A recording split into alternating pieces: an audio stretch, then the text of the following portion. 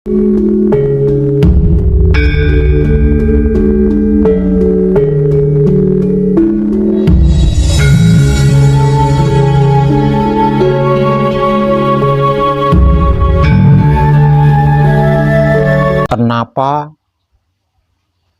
wong edan bagu selalu memberi motivasi keras, kekeh memberi motivasi keras agar supaya sama sekali tidak boleh lupa dengan jati diri.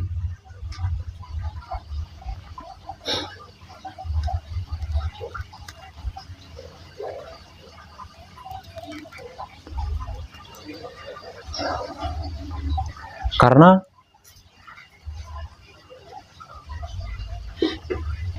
tidak peduli itu putra Romo atau bukan, tidak peduli.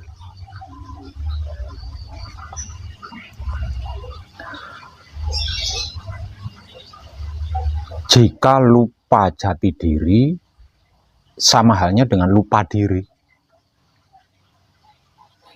Kalau lupa jati diri, sama halnya dengan lupa diri. Karena diri yang dimaksud itu adalah jati diri itu. Nah, kalau sudah lupa diri, siapapun itu, kalau sudah lupa diri, itu pasti tidak tahu diri gitu. Kalau sudah lupa diri, pasti tidak tahu diri. Tidak tahu diri. Nah, orang-orang yang tidak tahu diri ini pasti tidak akan bisa membawa diri. Membawa dirinya sendiri itu loh nggak akan bisa. Orang yang lupa diri itu. Menempatkan dirinya sendiri ada di mana, itu juga tidak akan bisa. Menyesuaikan dirinya sedang bersama siapa, itu juga tidak akan bisa. Apalagi menjaga dirinya sendiri ketika dalam sesuatu atau dalam masalah. Sebab karena itu saya memberikan motivasi keras seluruh putra kekudangannya Romo, entah itu yang masih dalam tahap laku murni menuju suci atau yang sudah di tahap laku suci menuju abadi, sama sekali tidak boleh lupa jati diri. Bagaimanapun caranya, harus berusaha kuat agar supaya selalu ingat jati diri. Karena hanya dengan ingat selalu jati diri, kita bisa membawa diri, menempatkan diri, menyesuaikan diri, dan menjaga diri dimanapun itu dan dalam keadaan apapun.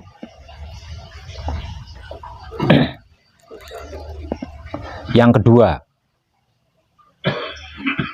kenapa wong edan bagus selalu kekeh memberikan motivasi kuat, motivasi keras agar seluruh putra kekudangan Romo selalu ingat jati dirinya? Dikarenakan wahyu pancagaib yang tak lain dan tak bukan adalah sedulur papat kalimo pancernya kita sendiri, sang penggerak raga ini. Dan wahyu pancalaku yang tak lain dan tak bukan adalah sifat sikapnya sedulur papat kalimo pancernya kita sendiri. Itu tidak bisa dilakukan dalam keadaan lupa diri. Tidak bisa dilakukan, tidak bisa dijalankan, tidak bisa dipraktekkan dalam keadaan lupa diri.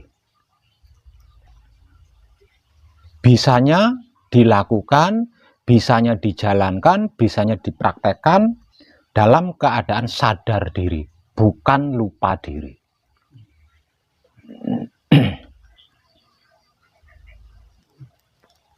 Jadi kalau sedang lupa diri, bagaimana bisa?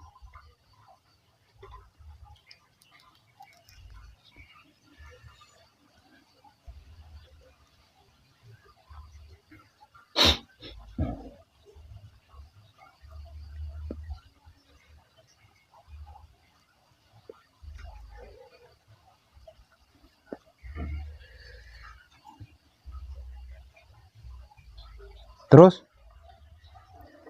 kenapa dan mengapa wong edan bagus selalu kekeh memberikan motivasi keras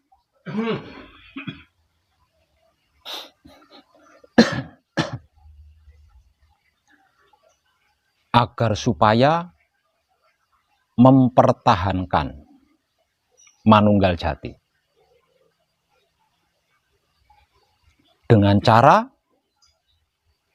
menebar kesadaran rasa cinta kasih sayang Romo kepada siapapun, terhadap apapun, dimanapun, hingga sampai kapanpun.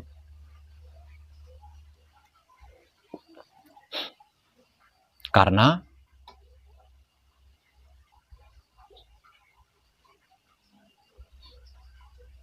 putra kekudangane Romo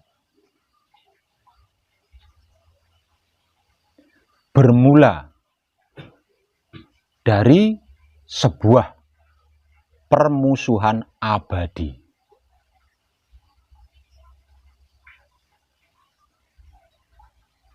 Jadi putra kekudangane Romo itu awal mulanya berasal dari sebuah permusuhan abadi.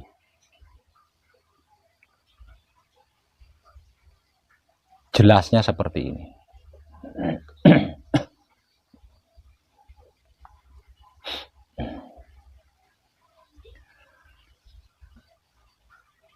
Dimulai sejak zaman kakek moyang kita Adam,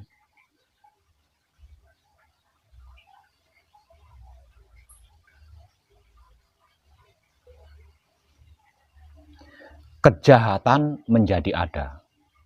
Padahal Romo tidak pernah menciptakan kejahatan. Namun, walaupun Romo tidak pernah menciptakan kejahatan, dimulai dari zaman kakek moyang kita Adam, kejahatan itu bisa ada. Dan kejahatan ini awal mulanya dari 3 singgasana Romo yang ternoda.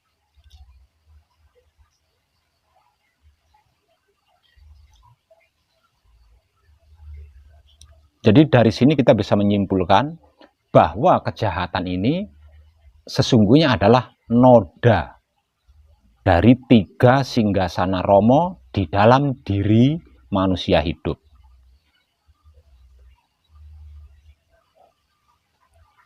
Awal daripada kejahatan adalah sirik, iri, dengki, dendam, dan benci serta fitnah. Sebelum menjadi kejahatan, itu awalnya dari situ.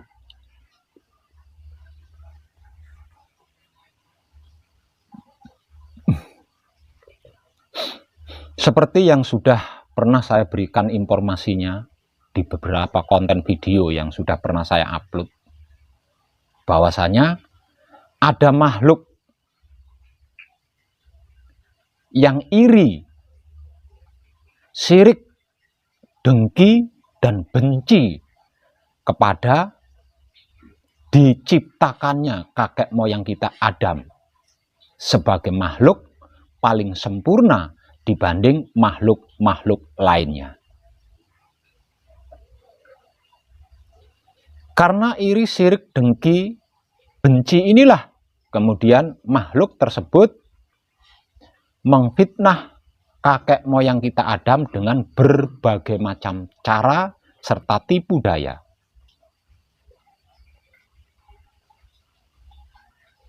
Kemudian lahirlah yang disebut kejahatan. Mulai dari pengkhianatan, pembangkangan, bahkan sampai ke pembunuhan.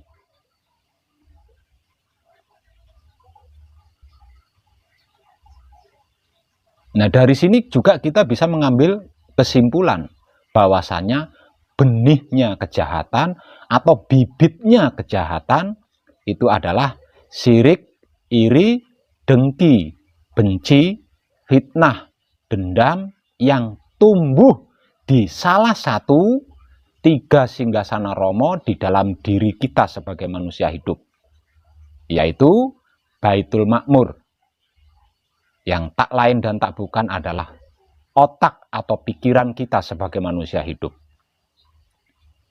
Baitul Muharram, yang tak lain dan tak bukan adalah hati atau batin kita sebagai manusia hidup. Dan yang ketiga adalah Baitul Muqaddas atau Baitul Maqdis, yang tak lain dan tak bukan adalah kelamin atau syahwatnya kita sebagai manusia hidup.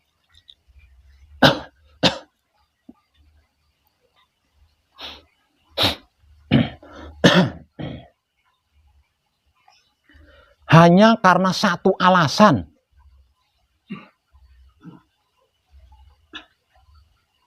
tidak ingin diadakannya kakek moyang kita Adam. Hingga sampai pada akhirnya makhluk tersebut berhasil naik tahta menjadi seorang raja atau ratu. Raja apa? Ratu apa? Raja kejahatan, ratu kejahatan.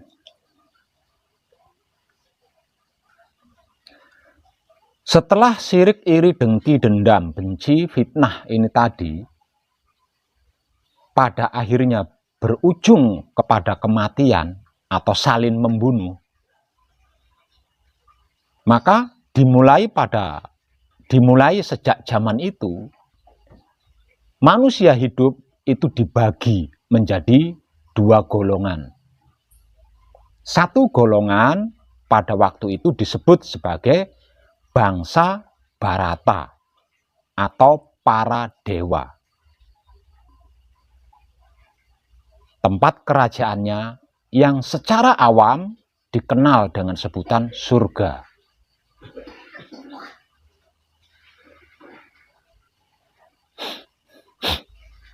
Sedangkan golongan yang satunya disebut sebagai golongan Denawa atau golongan Asura.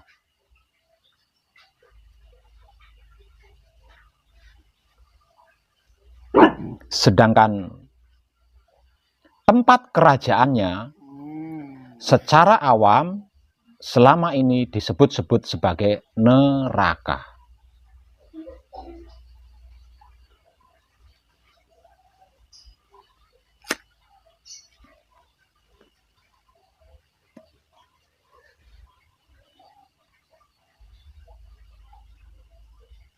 Rajanya atau ratunya kala itu dikenal dengan sebutan sebagai Ajajil. Setelah naik tahta menjadi raja atau ratu kejahatan, dia dikenal dengan sebutan iblis. Para pengikutnya adalah dari bangsa Bharata atau para dewa yang berhasil disesatkan atau dibujuk oleh ratu atau raja kejahatan tersebut.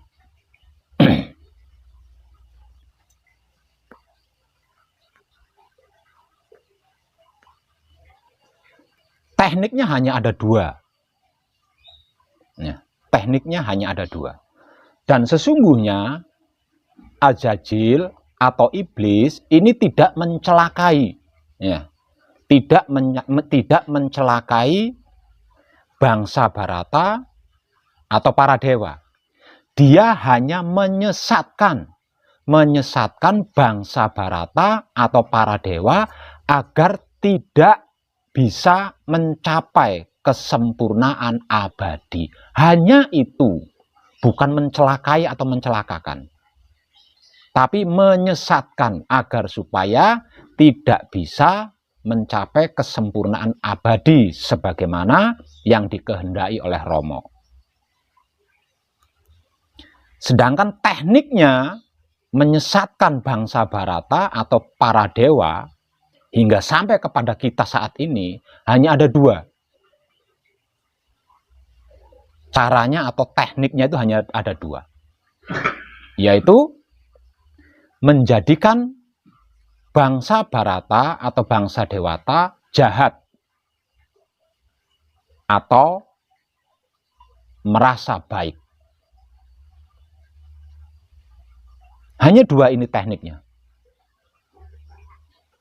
Jadi untuk lebih jelasnya, ketika Ajajil atau iblis ini gagal menjadikan manusia jahat, kalau disederhanakan bahasanya seperti itu.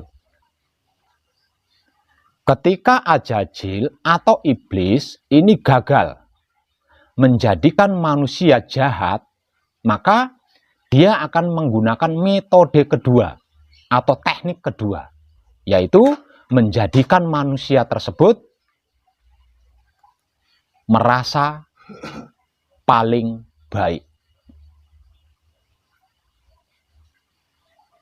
Nah, sesungguhnya ini sama ini antara manusia jahat dengan manusia yang merasa paling baik. Ini sebenarnya sama. Sama-sama akan tersesat, sama-sama akan mengalami gagal mencapai kesempurnaan abadi. Kenapa?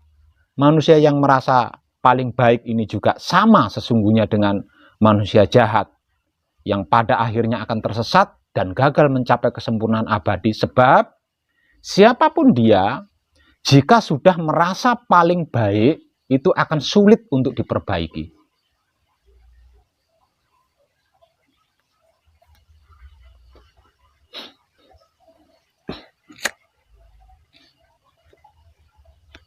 Nah, permusuhan ini, perselisihan ini terjadi sejak zaman kakek moyang kita Adam hingga ke zaman kita saat ini. Karena itu disebut sebagai permusuhan abadi antara kejahatan dan kebajikan. Bangsa Bharata atau para dewa adalah bangsa manusia hidup yang menyukai kebajikan alias taat kepada Rama. Sedangkan bangsa Bharata atau bangsa Denawa ini adalah bangsa manusia yang tidak menyukai kebajikan, tetap beribadah kepada Rama, namun tidak menyukai kebaikan. Jadi jangan dikira iblis itu, Ajajil itu tidak beribadah kepada Rama. Sama-sama beribadahnya. Semua tidak ada satupun makhluk yang tidak beribadah kepada Rama. Hanya saja di antara sekian banyak makhluk yang beribadah kepada Rama, itu tidak semuanya menyukai kebajikan dan mau melakukan kebajikan. Lah, makhluk-makhluk yang tidak menyukai kebajikan dan tidak mau melakukan kebajikan, inilah yang disebut sebagai bangsa Asura atau bangsa Denawa. Dan Ajajil atau iblis sebagai ratu atau rajanya.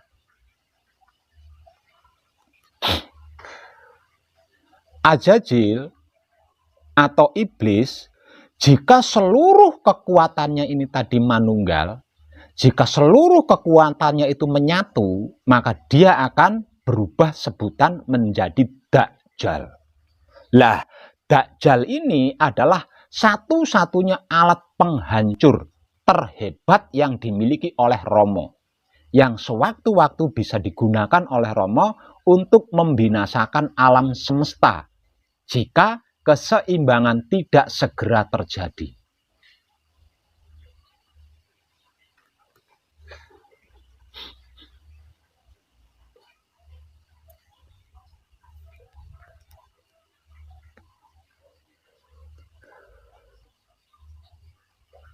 Jadi dari sini kita bisa mengambil kesimpulan bahwasannya aman atau tidak amannya alam semesta ini bergantung dari keseimbangan yang bisa terjadi atau tidak. Jika keseimbangan ini terjadi, berarti amanlah alam semesta. Namun kalau keseimbangan ini tidak terjadi, berarti hancurlah alam semesta yang secara awam disebut-sebut juga sebagai kiamat. Jika keseimbangan tidak segera terjadi di dalam semesta alam ini.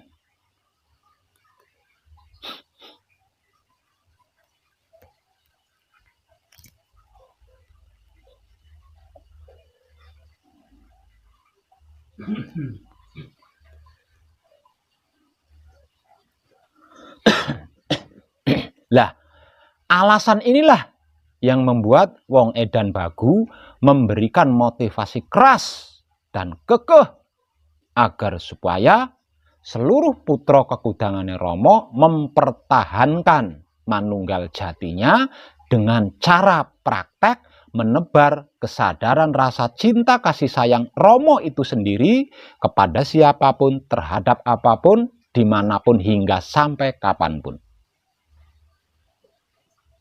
Hanya dengan cara itu, keseimbangan akan tercipta di dalam semesta alam. Jika tidak, mana mungkin bisa. Kata keseimbangan berarti manunggal, bukan? Kata keseimbangan berarti menyatu, kan? Kalau tidak menyatu, kalau tidak manunggal, bagaimana mungkin bisa seimbang?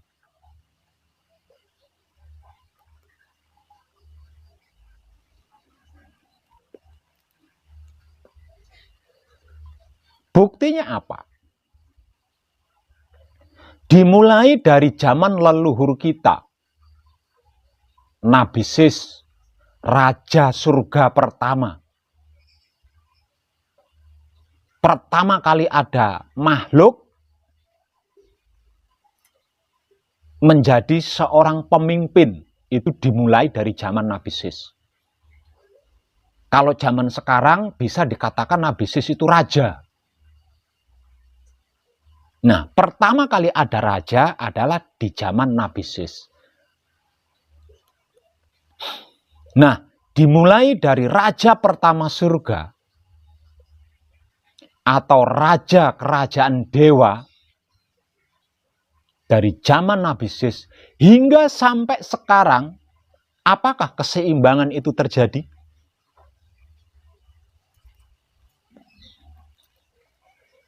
Belum pernah terjadi. Artinya,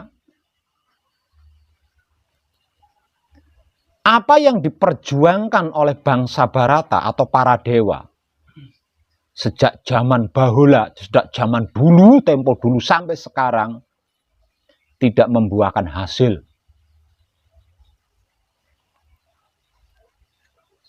Dikarenakan apa?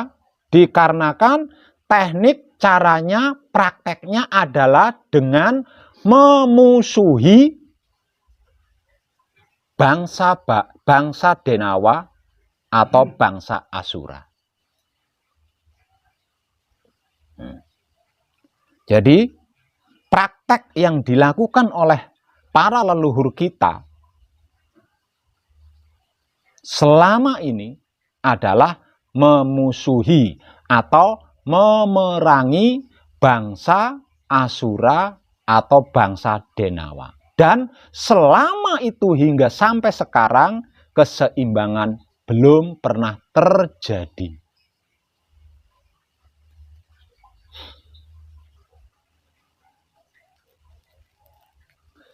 Lah, dengan alasan inilah wong edan bagu kekeh memberikan motivasi keras agar supaya mempertahankan manunggal jati dengan cara praktek menebar kesadaran rasa cinta kasih sayang Romo itu sendiri kepada siapapun, terhadap apapun, dimanapun, hingga sampai kapanpun. Artinya, jangankan orang baik,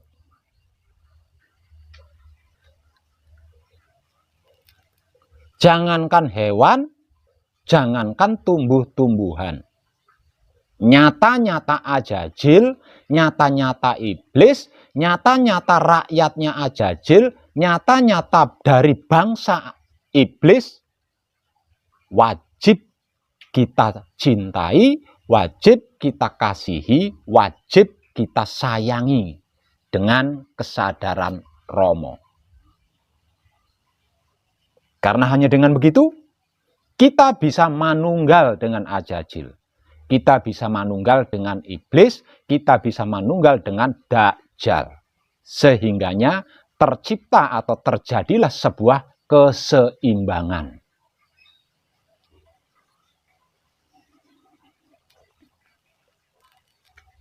Jika tidak seperti itu, maka selama-lamanya tidak akan pernah terjadi keseimbangan, tidak akan pernah ada keseimbangan. Selalu ada permusuhan, selalu ada perselisihan antara dua kubu, yaitu kubu bangsa Barata atau Dewata dan kubu bangsa Denawa atau Asura.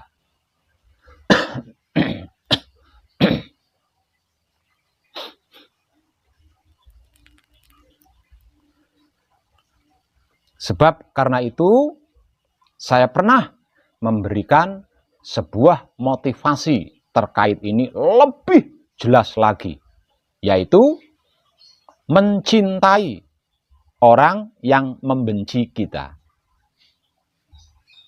mengasihi orang yang memfitnah kita, dan menyayangi orang yang menjahati kita. Dengan begitu, Azazil atau iblis beserta seluruh pengikutnya tidak memiliki kekuatan, sehingganya kita bisa dengan mudah mengalami atau melakukan kemanunggalan dengan mereka. Terlepas dari situ,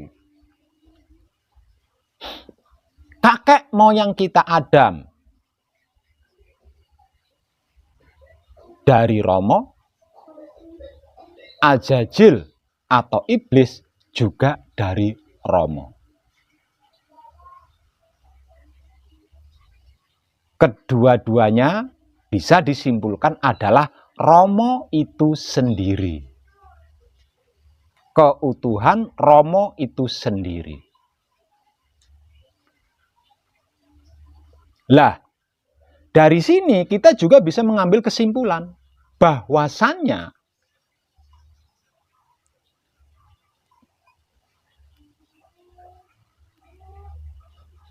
yang bersifat dan bersikap serta berlaku sebagai dalang itu sesungguhnya manusia, bukan Romo, bukan Tuhan. Lah, selama ini Tuhan ini kita jadikan wayang. Lah, dalangnya kita. Secara umum, orang-orang banyak mengatakan kita adalah wayang yang hanya bisa digerakkan oleh dalang. Artinya hanya bisa digerakkan oleh Tuhan. Namun di dalam kenyataannya,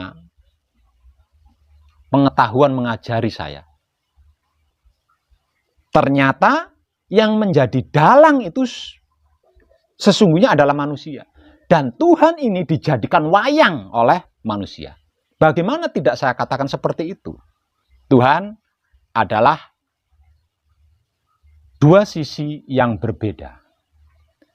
Tuhan adalah dualisme yang berbeda, yaitu gelap dan terang.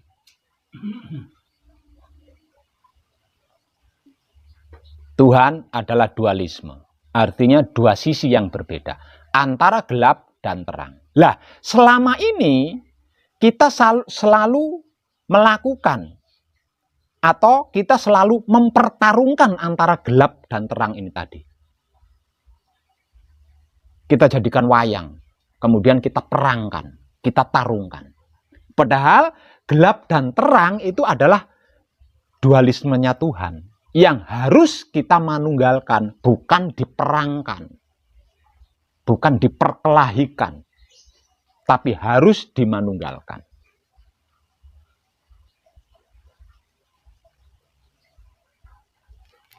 Jadi seumur hidup kita itu nyaris berperan sebagai Tuhan.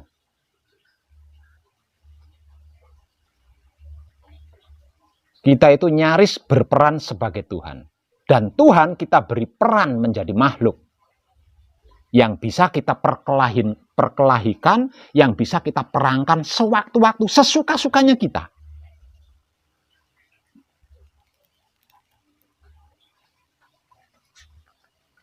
Antara baik dan buruk kita perangkan. Antara salah dan benar kita perangkan.